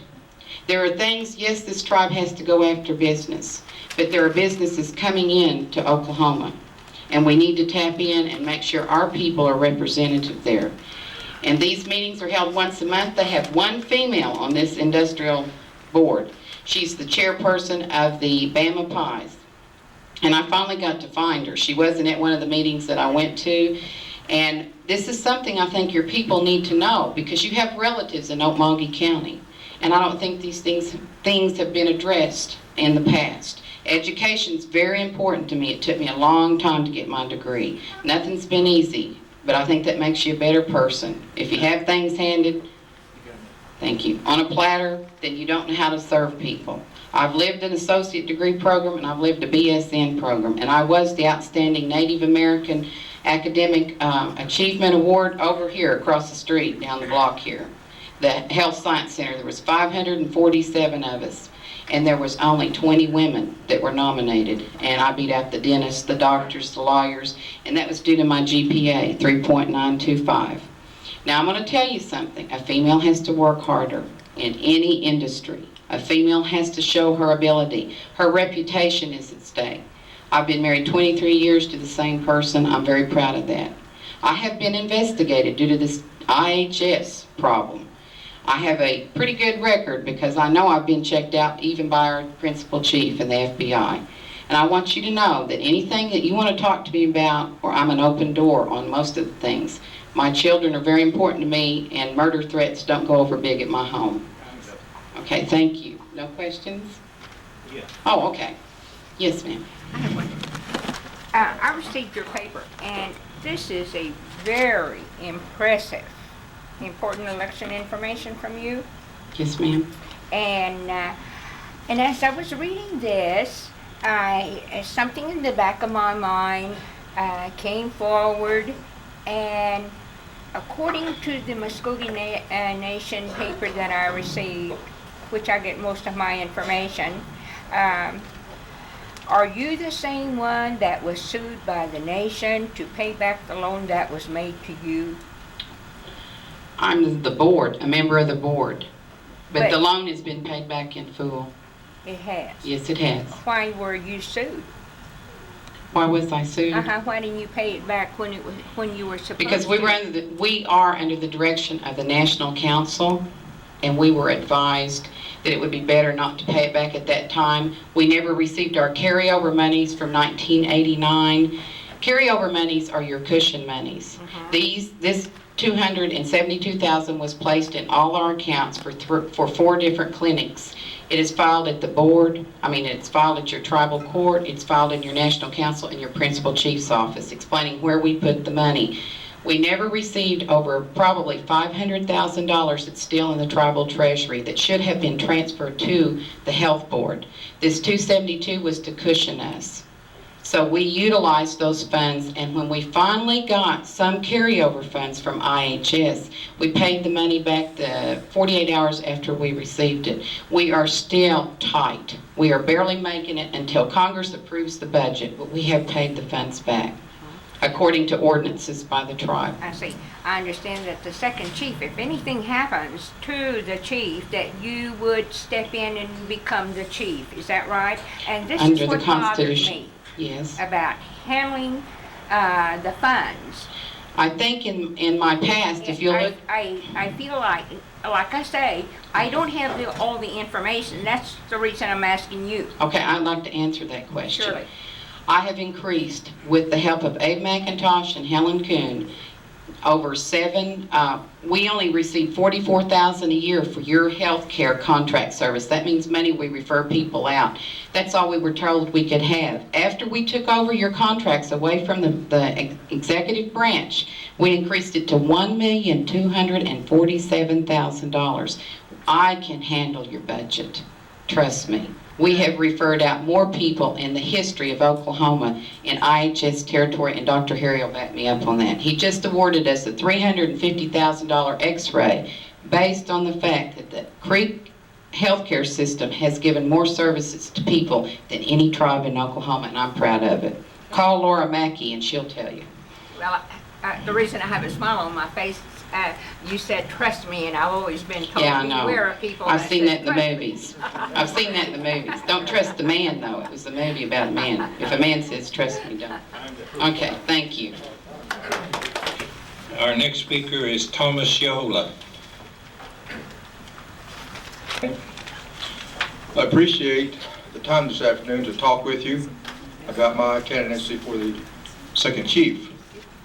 A person like myself has to know why he wants to run for the second chief. But first, he has to know that he is Muskogee. First, knows to know what clan he's from. I'm from the Deer clan. I'm the son of the Bear clan. I'm from Thopthockel tribal town, and I'm the son of Hilevi. I'm also the grandson of Fish Pond. That's what it takes. It takes that knowledge to know who you are. We talked about, someone mentioned roots a while ago, which is in the South. When they talk about the South, they're talking about, as a gentleman said, Okmulgee and South. There's where all the traditional churches are at, also the traditional ceremonial grounds. When people go home, they talk about South, and there's where it still yet exists. I've worked in Tulsa, I've worked in Okmulgee, but I always lived in Wetumpka. I drove back and forth every day. That's because I want to live where my people were at. I wanted my children to live where their people were at, and they still live there, except for the adult children. They have moved on their own. It's a blessing to be a full blood, something that I cherish, but I'd also be a second chief of all Creek citizens. Doesn't make any difference to the blood quantum. You have to be a concerned and a compassionate second chief. Presently, I'm a representative from the Hughes Seminole District, and I've been a working representative for that district. I've introduced bills that have been passed through the committee, and through the National Council, and signed by the principal chief. Those being the Wetumpka Smoke Shop, the Holmville Bingo Facility, the renaming of the district from Hughes Seminole to Ticklebuttsy. Also co-sponsored the bill to furnish funds for the Muskogee Seminole Wichita Association. That's what I've done in completing my first term. If I've been a working representative, then I will naturally be a second working chief. And that's what I want to be for the Creek citizens. My parents was Bertha and Lyman Yahola, who lived in Wetumpka. And some of the older ones might know my grandmother, Annie Yahola. My children call me old-fashioned because I get on to them so much. But I was raised up by the older people.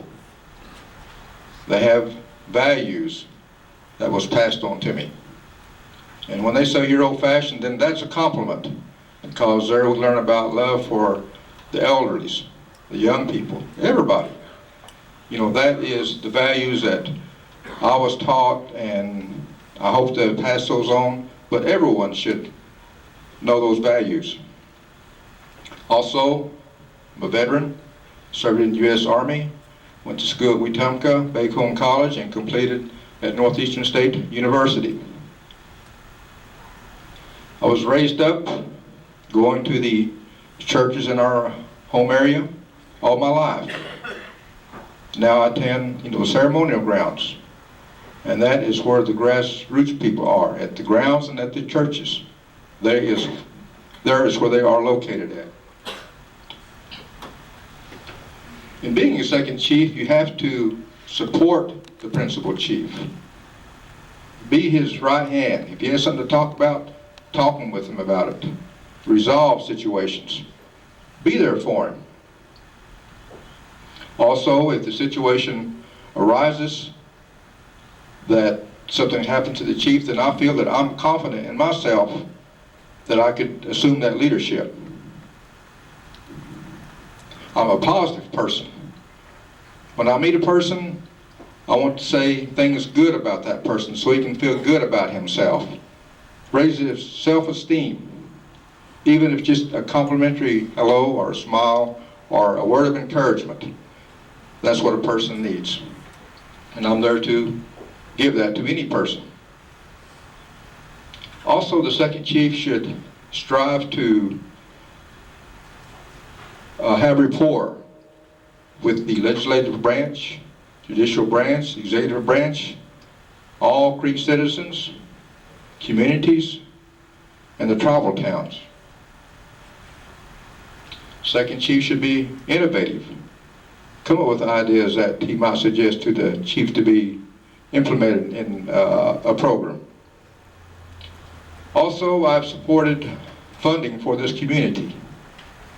We had a vote on the floor when I first came in to allocate funds for this community, which I did. At that particular time, I felt bad because a lot of the council members left at that particular time, but I stayed there for the duration of the council meeting. And I've stayed for the duration of all council meetings. Also, there was a bill that came into the council appropriating funds for a legal fund, $50,000. And part of that was to help one of the families here in Oklahoma City. And I supported that bill also. It was overridden, and then I voted again for it because I wanted to help that particular family and other families who could utilize that funding. So my concern is for the people. When I paid the fee to run for the National Council and for the second chief, that came out of my own pocket. So I'm not obligated to anyone except to the people. You are the ones who I am obligated to and responsible for giving you information, needed information. I will be a visible second chief.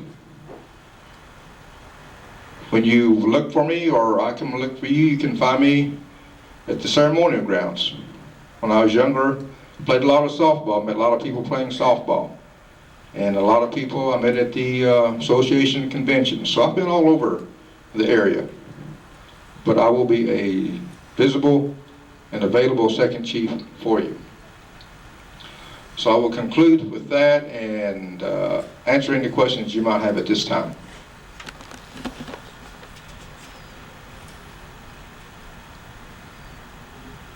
No questions? Well, I appreciate your time and attention.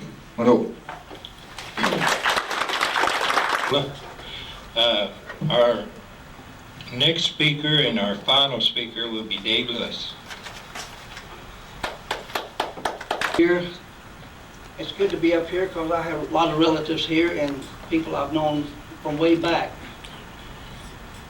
I am David Lewis Jr., 57-year-old. Been married 34 years and have 4 children.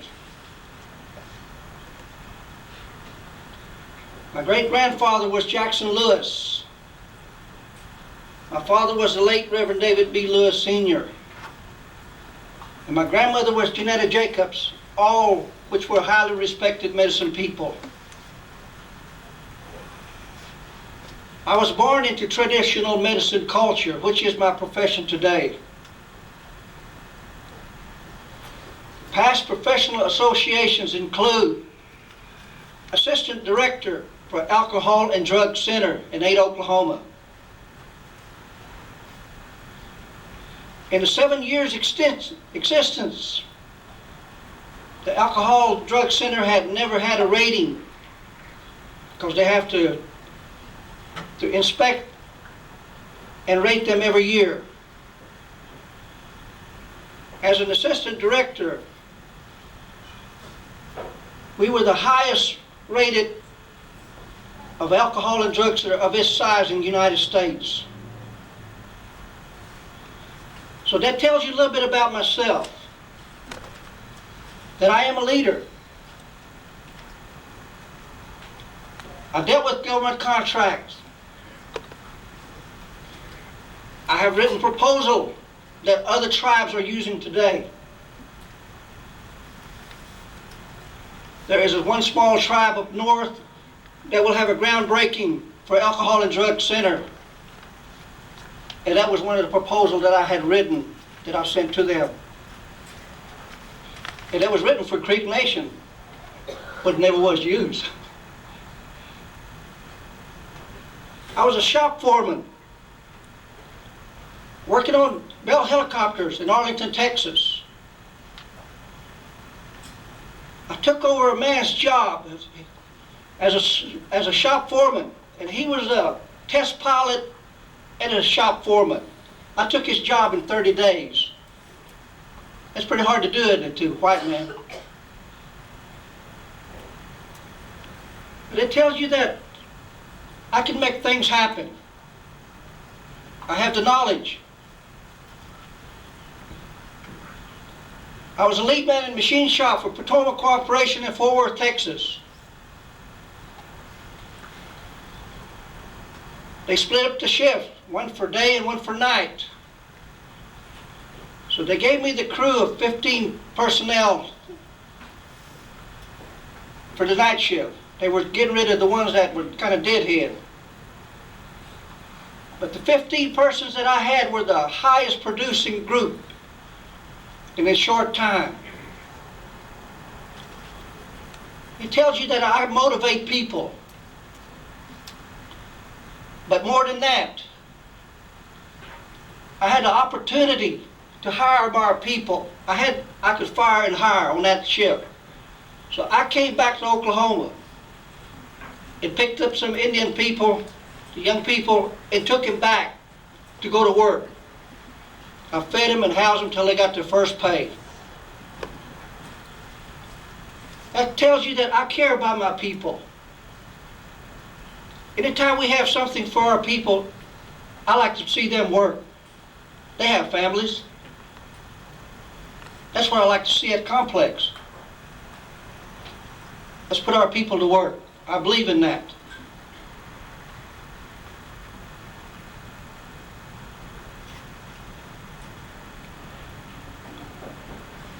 Education is very important.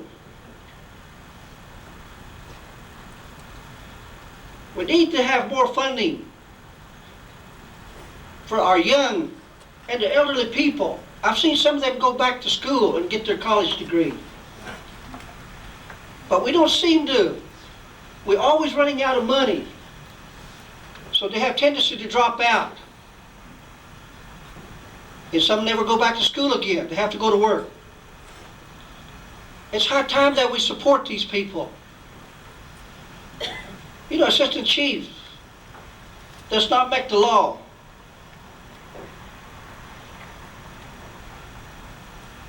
But he can use his influence for the betterment of our people. As a second chief, I will utilize whatever power that is within this office to enact changes for the betterment of our people.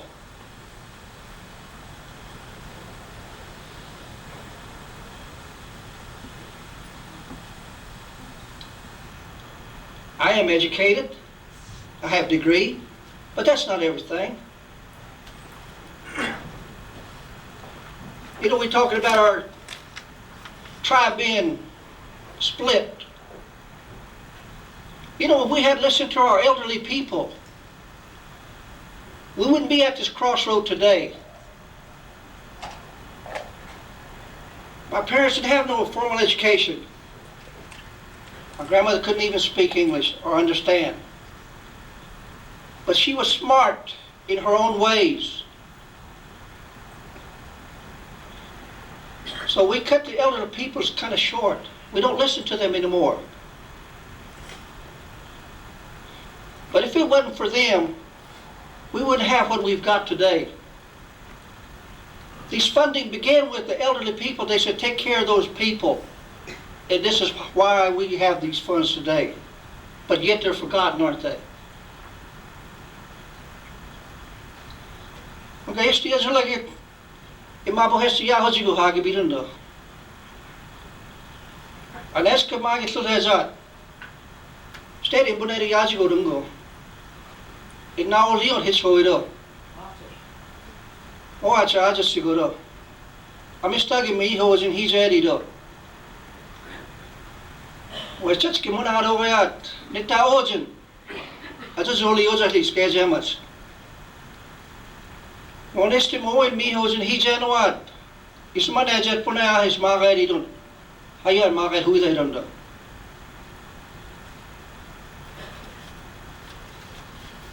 So I have a lot of respect for the elderly. So everywhere I go and make speech, I've always talked about the elderly because I owe a lot to them. They are the backbone of the Creek Nation. Only 6. Okay. You can use up 5. You have 6 minutes. Okay. I am fortunate to have first-hand opportunity to really know my people, since I speak Muskogee fluently. Over the years, in my many travel across the Creek Nations and visit with my people, I've had opportunity to really know my people and their needs and their mind. Communication in this way is very important to our people. I was raised knowing these things.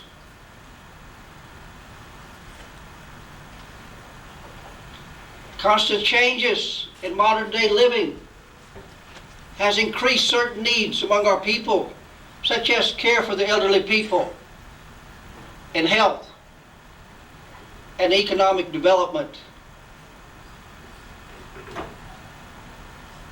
In many services areas of our tribal government to our people, the grassroots people, the full-blood people, are the one that always get the short end of it. I like to see this change. We owe more than that.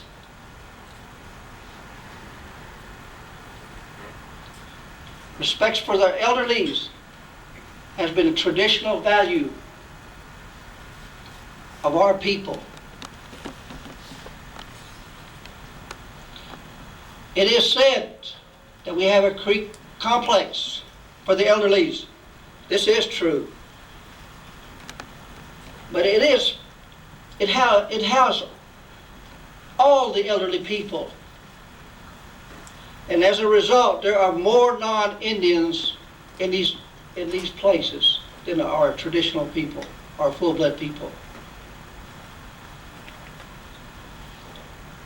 I like to see us have a elderly care for the people in the Indian setting for the Creeks.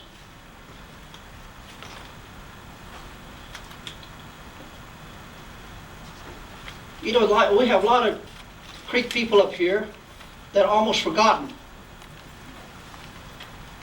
I think it's high time the elected official do something about this. Muskokas outside are we're going to get a big hall built. The land was bought and put in trust status.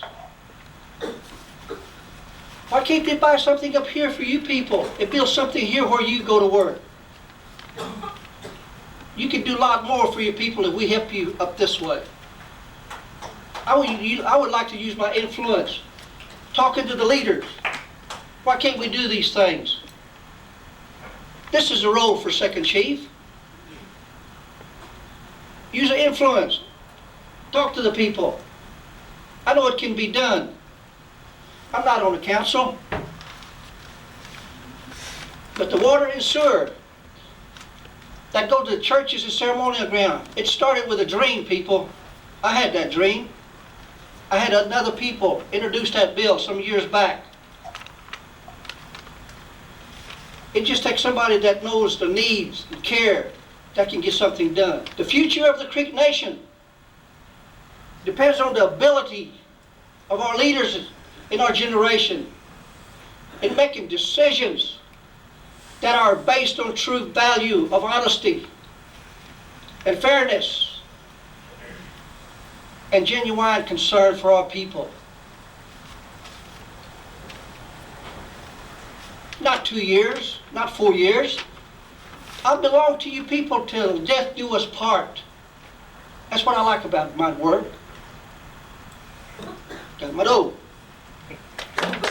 Taking part in our forum, and we want to thank them for coming and spending $1.50 or 75 cents with that food cost. They helped us. So this is our last part of our forum, and we worked so hard on this forum. I'm about the only one that goofed, everybody else didn't. But anyway, I would like to introduce to you the committees, or the committee members of the Political Action Committee that we formed. Helen Burgess, back there. Teresa Allen. There she is. Teresa Gouge. Buddy Cox.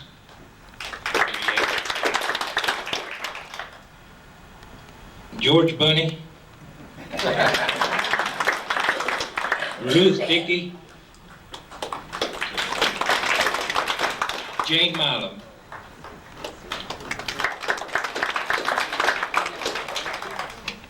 And our timekeeper is Leonard Gouch.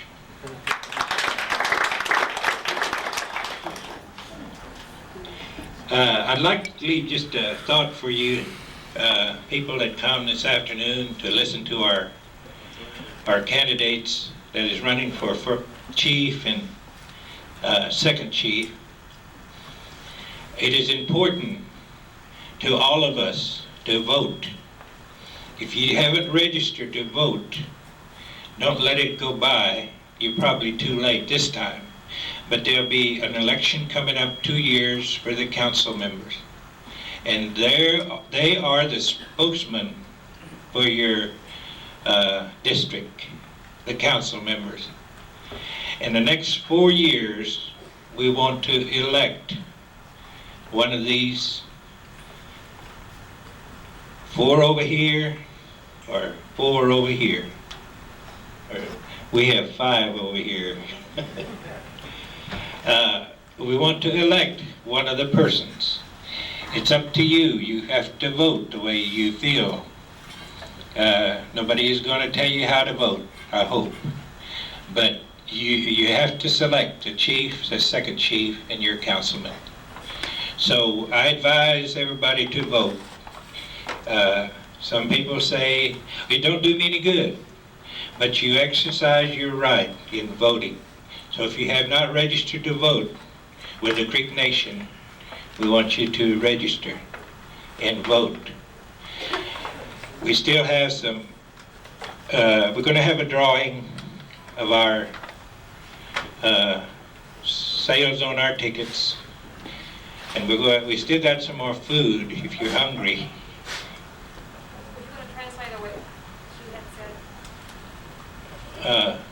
You want me to? Oh, okay. What Jenny was talking about, evidently there had been some people go to Okmulgee from here. They went to that council meeting, and she said that when they were at a meeting before it was over, the chief took his followers and took them out to steak dinner. And when they left, he said that the meeting was over with. And when